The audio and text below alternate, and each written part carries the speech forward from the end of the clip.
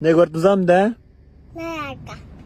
Yaxşımı dostlar, apamni ilib sayohat qilayotgan sayohatimning keyingi nuqtasi Narat qarab menyapman.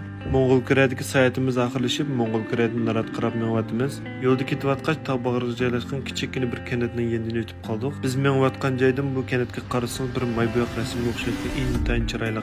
Naratga yaqinlashay deb qolganda mush Aralto'p yezida ama bir kebabxonaga kirib qoldik. Bularning kebabi intayin o'xshaydi ekan, ham shundoq arzon, ham bek mezilik. Qo'rsaqni to'yg'izib Naratga kelishimgila Ali maktabda birga o'qigan qozoq saboqdoshim oldimga chiqib o'ziniki kigiz uyiga boshlab bizni shundoq mo'l holatda kutib oldi.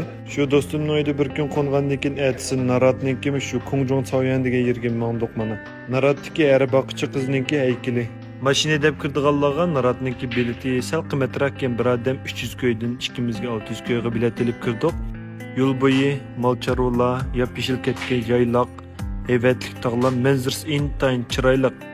Bilet bahası sel qimmatroq ekan, lekin menimcha arziydi deb qarayman. Biz shuncha uzun yo'lni besib mishlarni ko'rgil kelgan keyin rasmga tushgach eslim qoldirib menyapmiz. Mayerda shunda bir kelishgan aqsa bir bovoy uchrab qoldi. Bir kunlar aylanib Naratdan qaytgan bo'ldik. Keyingi vlogimda Kucha Maytaq yo'lini sizlarga yo'llab beraman.